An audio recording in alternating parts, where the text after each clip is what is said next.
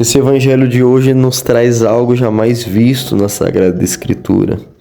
São Marcos relata nessa mudança de Jesus de uma cidade, de uma região para outra, que ele entra numa casa e não queria que ninguém soubesse onde ele estava.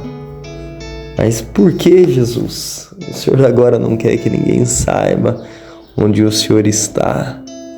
Sabemos que Jesus vai para um lugar agora aonde reside um povo pagão, um povo gentil.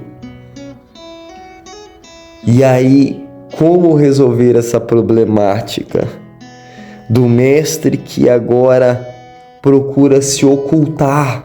Jesus quer descansar, Jesus quer ficar sós consigo mesmo, mas ele se retirava de madrugada e agora ele entra numa casa. Que casa que é essa? Será que quando Jesus entra também dentro da casa do nosso coração, através da Santa Comunhão, ele não quer se ocultar, ele não quer ficar escondido, ele não quer ficar preservado, ele não quer ser amado, ele não quer ter intimidade com aqueles que estão na casa? Mas aí Santo Agostinho fala algo interessante e profundo. Santo Agostinho relata, se ele quis e não pôde, parece que sua vontade é fraca. Mas é impossível que a vontade do Salvador não se cumpra. Nem pode ele querer o que sabe que não deve ocorrer. Por essa razão deve-se dizer que ele quis o que ocorreu. Então, a vontade de Deus não pode ser fraca jamais. Então, o que está por trás de tudo isso?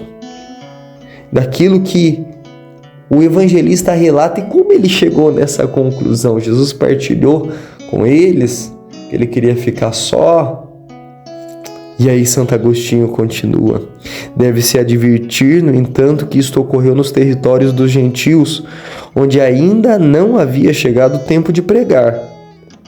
Mas não receber os que espontaneamente vinham em direção à fé seria algo odioso.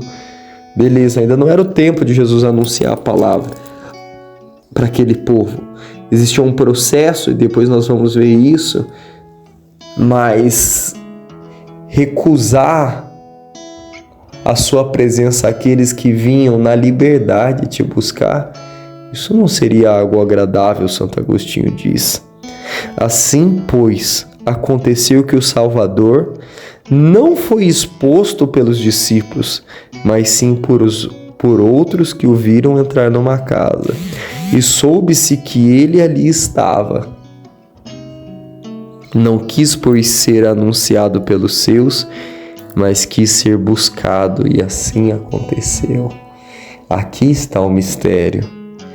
Não quis, pois, que os discípulos anunciassem, nem que ele mesmo pregasse. Mas agora Jesus quis ser buscado, quis ser encontrado, e ele foi por essa mulher. E essa mulher nos dá uma grande lição, porque aqui é um diálogo e nós sabemos que a oração é uma conversa com Deus. E nesse diálogo, onde ela pede a libertação da sua filha, a resposta de Cristo, fazendo menção disso que nós falamos aqui dos gentios, a resposta de Cristo é uma resposta dura. Não fica bem tirar os pães dos filhos e dar aos cachorrinhos. Mas como uma mulher perseverante, como uma mulher determinada, como uma mulher de fé. Você vê uma mulher que não está ali no caminho do judaísmo primitivo, mas que tem a fé em Cristo. Deus dá a graça àquela mulher naquela hora de acreditar no Senhor dos senhores, no Rei dos reis, naquele que tudo pobre, naquele que tudo pode. Mas ela respondeu-lhe: assim é, Senhor. Mas também os cachorrinhos comem debaixo da mesa das migalhas que caem dos meninos. Em outras palavras, o que essa mulher está falando? Em outras palavras, ela está dizendo assim: Senhor,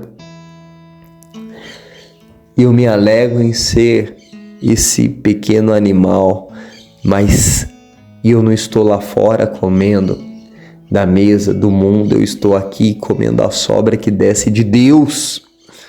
Então eu prefiro ser um cão que se alimenta daquilo que é sobra, daquilo que é resto, mas que vem de Deus, do que ser um filho do diabo que se alimenta dos manjares diabólicos. E aí Jesus, que consegue tirar daquela mulher o melhor dela, satisfeito com a perseverança, satisfeito com o testemunho que ela dá a todos que estão ali, conclui: por esta palavra que dissestes. Aqui está a importância da reza, meu irmão, da oração, do clamor. Jesus não cura ela nem em nome dele agora. Jesus cura ela em nome da palavra, da oração, da determinação, da ousadia dessa mulher. Por esta palavra que dissestes, vai, o demônio saiu de tua filha. Tendo voltado para sua casa, encontrou a menina deitada sobre o leito, tendo o demônio saído dela. E a gente tem ido em alguns lugares e vê que as pessoas já não conseguem rezar mais. As pessoas já não conseguem clamar. Você convida o povo à oração, ao clamor. As pessoas ficam ali com a voz baixa, na timidez, sem expressão, sem violência, sem força no seu clamor, como se tivesse mudas, como se tivesse com esparadrapo na boca. E aqui nós vemos que essa mulher, ela rezou, ela colocou para fora, ela indagou, ela entrou na brecha, ela se colocou na batalha, ela não saiu dali, meu irmão, de qualquer jeito. E assim nós temos que ser. Meu irmão, se o Santíssimo Sacramento está ali, se você está numa condição de adoração, se você está numa condição de oração, com o seu terço na mão, sei lá onde você está, mas não deixa a graça passar. Não deixa. Não deixa, não. Dê tudo. Não segure, não limite a tua entrega. Pessoas que estão diante do manjar, a adoração está acontecendo, o clamor está acontecendo e a pessoa está ali, apática, meu irmão. E aí, não sabe por que as coisas não acontecem. E aí não sabe por que minha vida não anda. Filhos, Deus te coloca diante do manjar, você não tem coragem de se aproximar ali e degustar. E você quer graça, fruto? Não, existe um processo. Existe um processo na vida dessa mulher e existe um processo na nossa vida. Às vezes eles são mais lentos, às vezes são anos, mas o importante é a cada oportunidade que eu tenho de estar na presença de Cristo, a cada dia que nasce, dá tudo pelo tudo. Não limitar a reza, não limitar a escuta, não limitar a oração.